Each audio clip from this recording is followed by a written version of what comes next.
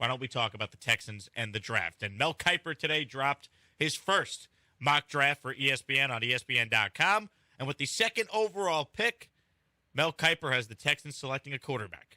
But it's not Bryce Young. It's C.J. Stroud, quarterback, Ohio State. So Jalen Carter in this mock went number 1 overall to the Bears. And BK, C.J. Stroud, number 2 to the Houston Texans. It could happen. It could very well happen.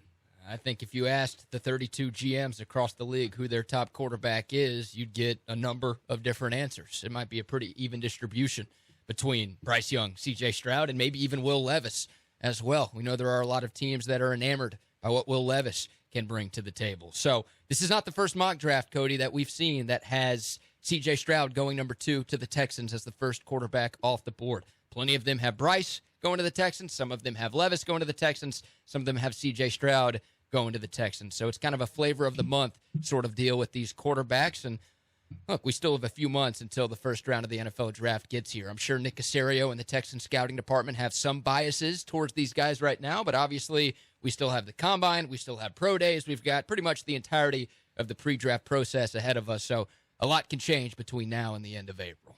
It's going to be very interesting to watch the draft process play out between Bryce Young and C.J. Stroud and who ends up as the top quarterback. And yes, Will Levis is going to be in that conversation for some people as well.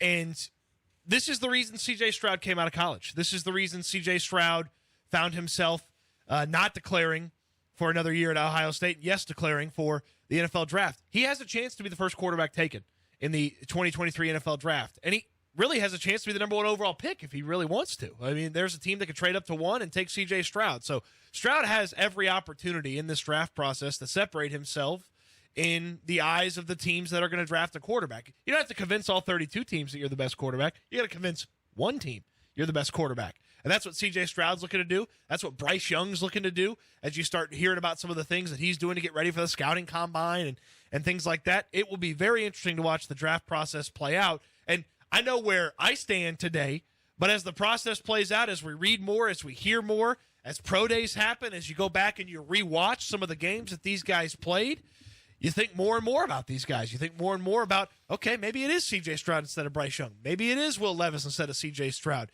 There's a lot to still happen for draft season because we're still 90-plus days away from the NFL draft. This was Kiper's top 5. Jalen Carter at 1 to Chicago. We told you Stroud at 2 to the Texans. Cardinals select Will Anderson at number 3. Number 4 is Bryce Young to the Colts. And number 5 is Will Levis to the Seahawks. So we'll talk more about that in a moment. But the big takeaway, how about the fact that Mel Kiper has 3 quarterbacks going in the top 5? This was Mel Kiper earlier today on SportsCenter explaining why he has Stroud going number 2 to the Texans ahead of Bryce Young and Will Levis. Well, it changed up a bit. You talk to 12 teams, you get maybe a ton of different opinions. You know, you can't get a consensus, Greeny. And I think when you look at it, who was the most consistent over the last 2 years?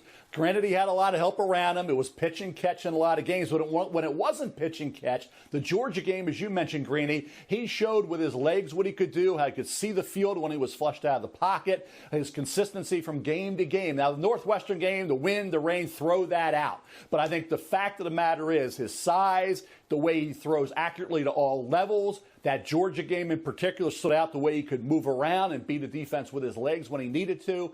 C.J. Stroud could end up being the first quarterback off the board, certainly in mock 1.0. I want to shake it up a bit. If you got 3 that are equal, you're getting all these opinions, I put Stroud as the top quarterback coming off the board. I actually like that from Kiper because it goes kind of what Cody was saying. Depending on who you talk to, they'll have a different answer on who the top quarterback is. And that includes Levis, by the way. BK's been all over this. There's going to be some NFL teams that fall in love with Will Levis in the scouting process, the workouts, what have you, meeting him at the combine. It's not going to be shocking if there's a couple teams that maybe have Will Levis as their number 1 quarterback. I don't know if that means Will Levis is the first quarterback taken because it depends on the team making those picks, but I don't think this would be shocking if it goes how Kiper says it will go, Stroud, Young, Levis, but there could be a mock where, let's say, it's Young, Levis, Stroud, or Young, Stroud, Levis. I think these 3 quarterbacks, depending on who you speak with, there's going to be varying opinions on each one. What's really interesting to me about what Kiper has done here by putting C.J. Stroud 2 is in Mel Kiper's rankings, C.J. Stroud's the 3rd-ranked quarterback. So he's given the Texans his 3rd-ranked quarterback as the first quarterback off the board. Now, I don't believe Mel Kiper called Nick Caserio and said, what are you guys doing at 2? And especially if Carter goes 1, what are you doing at 2? Casario's like, well, actually, we're going to take C.J. Stroud. So I don't think that was it. But there's some guesstimation by Kiper based on what you like about the prospects, what the Texans might like about the prospects, what he knows about Nick Caserio, what he knows about the Houston Texans, and maybe what other evaluators have told him. Like, yeah, the Texans, they tend to lean this way, or they think this way about guys, or knowing what I know about those guys, they're really going to like C.J. Stroud.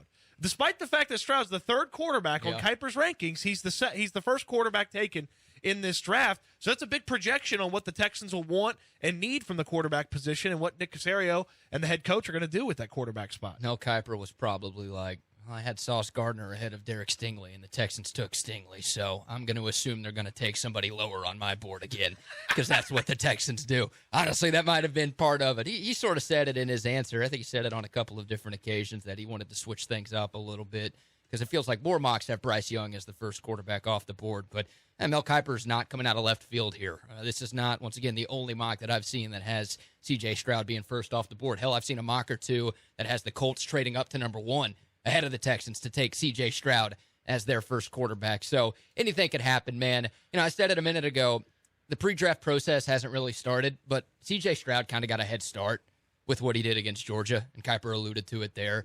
Like, that could be the start of his fast rise throughout the next couple of months because he was so good. That might have been the best individual performance in the sport this season, considering the opponent, considering the stakes. What C.J. Stroud did against that defense that a week later shut down the Heisman runner-up Max Duggan, like so unbelievably impressive. And basically every question mark that people had about C.J. Stroud going into that game, and to some degree they still do because it was only one game, but C.J. Stroud answered a lot of those questions. He did some things that people have been clamoring for from him really over his last 2 years of being the starter in Columbus. So he showed you how good he can be.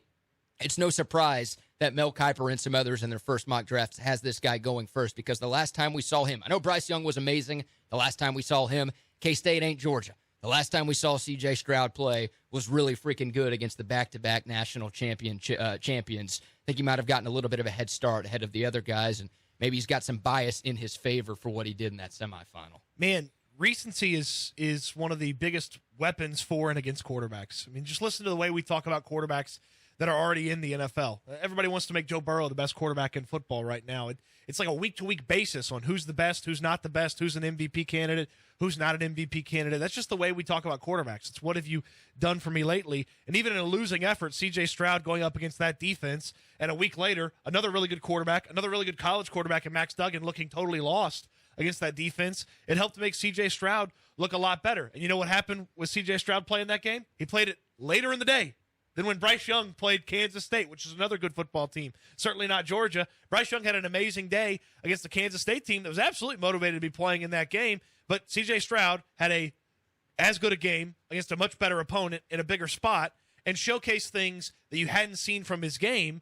And so then, like, recency becomes a weapon for these guys, and it's hard to ignore that. Like, it's hard to ignore a result from a few weeks ago, and it's really hard to apply a result from, 6 months ago, 5 months ago, and it's really, really hard to apply stuff that happened in the first year with C.J. Stroud. Like, you really would kind of want to watch 2022 more than you watch 2021 of C.J. Stroud, but it's important to know where he was in 2021, what improved. Same things with Bryce Young. Like, he was amazing in 2021. He was still really good in 2022. What was different? What changed? Was there good? They're bad? I know Will Levis wants people to look at 2021 and not 2022. He looked like a lot better quarterback that year. So recency is such a weapon for quarterbacks, and certainly the discussion and Stroud having that performance at the end of the year, man, that really set him on fire, and it really kind of started the fuse to his climb up people's draft boards. I'll say this, though. NFL GMs don't just use recency bias in their evaluation, because if that was the case, then Justin Fields would have been the second quarterback taken in 2021 because he threw, 6 touchdowns against Trevor Lawrence and Clemson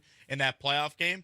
And ultimately, Zach Wilson went 2, and Fields wasn't even the next quarterback picked. Fields was the 4th quarterback picked that year. So when GMs evaluate players, yeah, I'm sure the bowl game or the playoff performance is a part of that evaluation, but it's much deeper than that. That's how you can get a team or two, maybe several teams, that might have a guy like Will Levis as their number 1 quarterback. Can I say something? If Kiper has this playing out, and maybe just specifically the players don't even matter that much, but if indeed the Houston Texans are selecting a quarterback at 2, and if indeed the Indianapolis Colts are selecting a quarterback at 4, Nick Caserio's clock ticks a lot faster because inevitably those quarterbacks will be compared to each other. Inevitably, those quarterbacks are going to match up twice a year.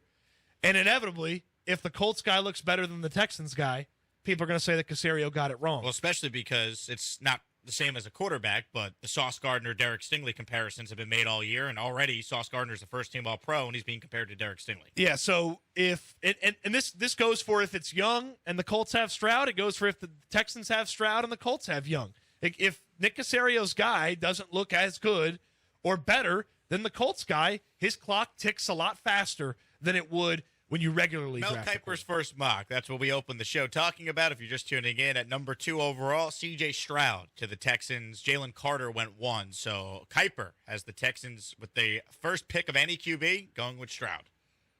There's not as much outrage, vitriol, ill will towards a C.J. Stroud selection over Bryce Young as there used to be with me.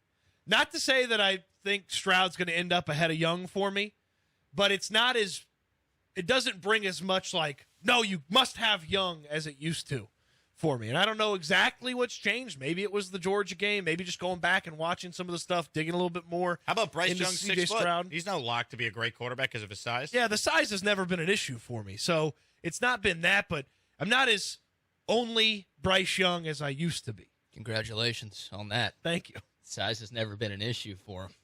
Wow. Congrats to you and all of the ladies in your life. It's not about the size. It's what you can do with that size. It's not the size of the dog in the fight, but the size of the fight in the dog. Exactly.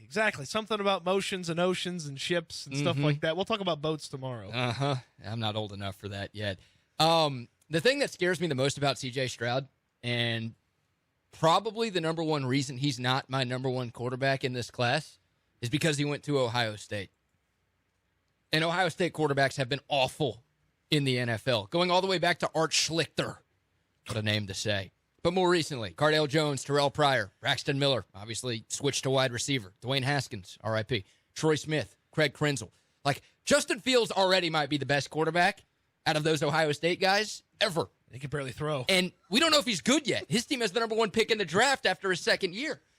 So Ohio State quarterbacks have been awful. C.J. Stroud had so much talent around him. I've talked about how their offense is more predicated on throwing into space than throwing into tight windows. And look, at some point, Jake, you bring this up when I always say there's never been a coach to win a Super Bowl for two different teams. At some point, it's going to happen. You're absolutely right. And at some point, an Ohio State quarterback is going to be good in the NFL. Like, it just has to happen. But until I see it, I'm always going to be a little skeptical that someone's going to come into from Columbus and terrorize the league the way you want a number 2 overall pick to terrorize the league. One of the best going right now started his college career at Ohio State. That doesn't count. Oh, Joe Burrow doesn't count? He didn't play there. He was only good because he left. It's just so hard, though, to have, like, a school that's, like, great at manufacturing, like, great quarterbacks. Like, give me the school that's like, yep, they always nail it. Like, nobody always nails it. There's just not enough good quarterbacks in the NFL to have a school that's great at it. Like, Josh Allen's from Wyoming. Patrick Mahomes went to Texas Tech. Like, Cody could speak on that. Like, Texas Tech quarterbacks never worked out in the NFL until Mahomes. So I see your point, but I just feel like when you're evaluating a prospect, like, the school where he went cannot be the reason why the Texans wouldn't take Stroud if they think he's the best player. No, but I think part of the evaluation is looking at the talent C.J. Stroud had around him. I mean, he had 2 top 12 wide receivers last year. He had a guy who would be the number 1 wide receiver off the board this year if he could come out, at Marvin Harrison Jr. Jackson Smith and Jigba in Kiper's draft is the first receiver off the board. He also had elite offensive line play. So it's more of that. Like, it's more of just, hey, man, when you go to a bad team in the NFL, which is what happens when you're drafted in the top 5, you go from having the most talent around you to having some of the least talent around you. So that's more of what it is. Like, it shouldn't matter, but that's the element of it that scares me the most with C.J. Stroud. The Texans with the 12th overall pick in Mel Kiper's first mock on ESPN today, Lucas Van Ness, defensive lineman from Iowa. So quarterback at 2, and Kiper gives the Texans an interior defensive lineman. Van Ness, he writes, is a versatile, productive defender who made an impact at end-to-end tackle for the Hawkeyes, even as he never actually started a game. He has 13 and a half sacks over the past 2 seasons, 9.5 from the interior, 4 from the edge. NFL teams covered that sort of potential flexibility. He would get lots of early snaps for Houston. Are you okay with the Texans selecting a defensive lineman with the 12th overall pick? Not the way Kiper's draft has fallen. Like, if there were some really good players that had just flown off the board ahead of where the Texans are selecting, not the way Kiper's board fell. I'm not in love with this selection. Look, I would very much love to have the split again, an offensive player, the quarterback, and then have a defensive player. The Texans need a lot. There's a lot of holes to fill. But I also believe there's enough talent on the offensive side of the ball from the wide receiver standpoint that the Texans should very much consider adding a running mate to the quarterback that they select with that other first-round pick and just really hit the ground running with a good quarterback prospect and a good wide receiver prospect, the hope of John Mechie coming back, and then fill out the rest of the roster. Maybe it's a free agent tight end. Maybe it's some free agent wide receivers. Maybe it's another wide receiver pick with some of the extra picks that the Texans have. But, man, nice player. Almost any drafted player can get snaps on the Texans' defensive line right now. It doesn't have to be the first-round guy. Yeah. There are some seventh-rounders in this class that I'd prefer over some of what the Texans threw out there on defense last year. I'd prefer a wide receiver, right? I'm with you, Cody. I'd prefer a weapon for whatever quarterback you take at number 2. And the way Kiper's draft shakes out, the Texans would have their pick of the litter of this wide receiver class. He doesn't have the first wide receiver going until 13 to the Jets, ironically enough, and that is Jackson Smith and Jigba, which would be a fun pairing with his college teammate in Garrett Wilson. Lucas Van Ness, he makes no sense to me. First of all, he's got a couple of nicknames. They call him Hercules, and they call him the Luke Ness Monster. I do like the second name there. The Luke Ness Monster? That's well done. I think that's strong. It's quite strong. So that'd be fun to market right there. I was out on this, but now I'm kind of in. Yeah, it's perfect. He didn't start a game at Iowa, you mentioned, and some people might say that's like a fireable offense. Like, you had a potential top 10 pick on your team, and you didn't start him? What are you doing, Kirk Ferentz? But Iowa usually knows what it's doing on defense. Offense is a completely different story. But Van Ness is just a freak athlete. And I think part of the reason why his film looked so good and why he was so productive was because he was a rotational piece. Like, he wasn't on the field for every snap. And when you draft a guy that high in the draft, you expect him to be damn near a 3-down player. Okay? I just don't know how that's going to translate for Lucas Van Ness. Number one, I don't know if he's NFL ready right now. Number two, I don't know if he can be an every down player. He also could be a tweener too, because he played some edge and played some interior defensive line during his time at Iowa. So, watching some tape on him earlier today, he's explosive as hell. There's a lot to like about him, but to me, there's just a lot of boom or bust involved with this kid. And I don't know, I think the Texans need to be going after some more sure things. Like, Sauce Gardner felt like more of a sure thing than Derek Stingley did. So far, not so good for the Texans. I would just prefer, if you are going to take an edge there are a couple of guys that I think will be immediately better, immediately more impactful than Lucas Van Ness. So, look, I've got no problem getting a pass rusher. The Texans need pass rushers. Outside of a weapon for Bryce Young or C.J. Stroud or Will Levis, that's what I'm looking for the most. But I think there are safer options for the Texans to take over the Luke Ness monster. I've had a theory since draft night started to play out that the Houston Texans didn't really want to take Kenyon Green and didn't really want to make any selection after the board started to shake out the way it did. I believe they were going to select Jameson Williams if he was there. And ultimately, the Detroit Lions jumped up in front of the Houston Texans, and I think they were totally fine with what essentially turned out to be a redshirt year for Jameson Williams, because they were totally fine with what might have been a redshirt year for John Mechie. I know, before the cancer diagnosis, John Mechie was coming off a serious leg injury as well. Yeah. And so they were fine with what amounted to be a redshirt year for John Mechie. And I believe they would have been fine with Jameson Williams. And when Williams and the rest of those wide receivers fly off the board right ahead of when the Texans pick, they sort of pivoted, got a couple extra picks, moved back a little bit, got an offensive lineman. I'm going to have a hard time thinking that they're passing up on a wide receiver at 12 this year. I really am. And by the way, the draft process is about to be very kind to Jackson Smith and Jigba. Yeah. Because you're not going to go look at any Jackson Smith and Jigba film this year. You're going to go back and look at last year. You're going to look at how fantastic he was, how many times he jumps off the page when Offensive Rookie of the Year Garrett Wilson is on the field and Offensive Rookie of the Year runner-up Chris Olave is on the field. You're like, oh, well, there's Jackson Smith and Jigba. Yeah. It's like, well, those two guys are in the NFL and we're really good right away, and I'm noticing Jackson Smith and Jigba. Oh, by the way, he's going to be fast as hell. He's going to be crisp in the route running.